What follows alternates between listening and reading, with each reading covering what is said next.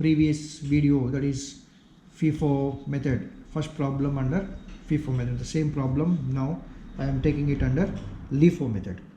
So now how do we do the LIFO method? Or just to know brief about the LIFO method. LIFO method is the method under which the materials are issued by the stores department on the basis of the rate which is the receipt at on the basis of the receipt which is made at the end of the day. That means on the previous balance available. So until now we have followed the FIFO method. FIFO is first in first out and LIFO is last in first out. The receipt which is the last or the latest receipt will be issued the first. So that is called as the LIFO method here. So let us go to the problem here, that is solution. So the first one is the March 1st opening stock of 1200 units at rupees 8 per unit. I entered the March 1st, as on March 1st, the opening balance of 1200 units at the rate of 8 rupees per unit, amounting to 9600 rupees. Now on March 2nd, as on March 2nd, there is a purchase of 1000 units at rupees 10 per unit. So March 2nd, 1000 units, I entered the receipt here, 1000 units at rupees 10,000 units. Okay, so now writing down the balance here, the previous balance of 1200 units is repeated, and then the next balance of 1000 units, that is latest issue, the latest receipt here is also entered. So now we have the two balances here. Now out of these two balances available, 1200 units at rupees 8, 1000 units at rupees 10. Out of this, the latest receipt is 1000 units here. So this is called as the latest units of receipt. So this balance of the materials available will be issued first. Suppose there is an issue now, we have to make use of these materials available, and then we have to go to the previous available receipt. So this is in the other order. So in the FIFO method we have followed the first in first out. In the LIFO method we follow the last in first out. Whatever is received at the last will be issued first. So that is the only concept here. Now let us coming back to the next transaction here. As on March 5th, there is an issue of 800 units. Okay, let us take it like this. So as on March 5th, there is an issue of 800 units. So check the balance here. So we have to issue 800 units. We have to check whether it is available or not. And we have to look at the latest receipt here. The latest receipt here is 1000 units at the rate of 10 rupees. So this will be issued first. Once these materials are exhausted, then only we will go to the previous balance. So therefore 800 units is available because we have a balance of 1000 units here. So out of which we can conveniently issue 800 units here. So 800 units will be issued at the rate of 10 rupees here. So amounting to 8000 rupees. Now we have to write down the balance.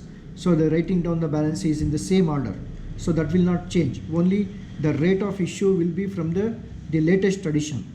So therefore the balances will be written as 1200 units. The same thing is repeated at the rate of rupees 8 per unit, amounting to 9600. And now out of these 1000 units, which is the latest balance, we have already issued 800 units here under LIFO method. So 1000 minus 800, the available balance is 200 units at the rate of rupees 10.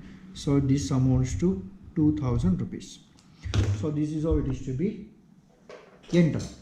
Now let us go to the next, just for now easy understanding, and just put a line here.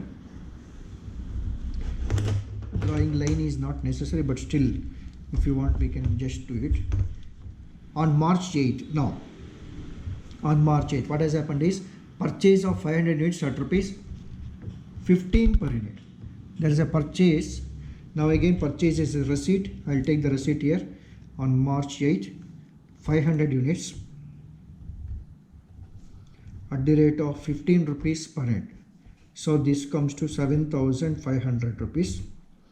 Okay, no issue here on this date. So I have to write the balance. The balance is written as usual as we have done in the FIFO method here.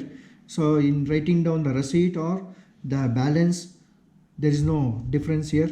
Only the rate of issue will be from the latest edition. So now the balance will be written like this only: 1200 units at the rate of rupees 8, amounting to 9600.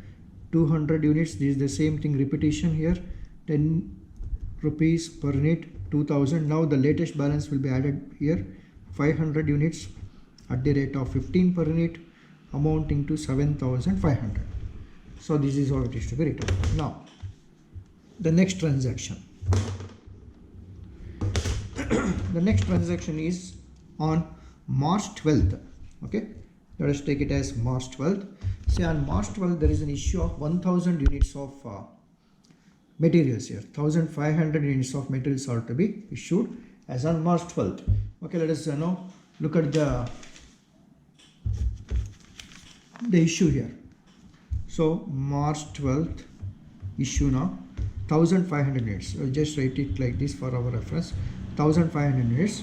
So out of 1500 units, we have to issue it from the latest edition. So therefore the latest edition is 500 units at the rate of 15 units. This is LIFO. Latest edition is 500 units. So now I will take it as 500 units. That will be issued first at the rate of 15 rupees per unit, amounting to 7500. This is issued. Now this is 500 units. Then now 1500 minus 500 is another 1000 units are to be issued. So therefore we have to look back to the previous balance now. So after this, this is the latest edition. If you remove this, this is the latest edition. So therefore we have 200 units here. Let us make use of all the 200 units because we have to issue 1000 more. So therefore 200 units at the rate of rupees 10, amounting to 2000. So this stock is also exhausted. Now 500 plus 200 is 700. Out of 1500, 700 units are already issued. The balance to be issued now is another 800 units. So therefore I will take it as 800 units.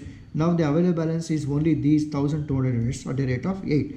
So that will be made use of now. So this is 800 into 8. So this comes to 6400 rupees. Now we have to write down the balance. So when you look at the balance, so how do we write the balance? Is to remember it. It is very easy.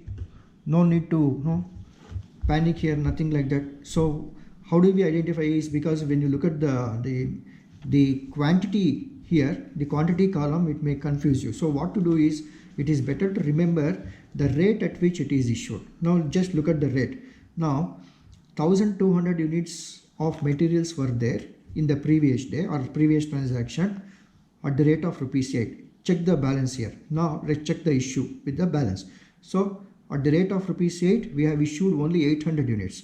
So that means out of 1200 units available, 800 units are issued. So what is the balance available now?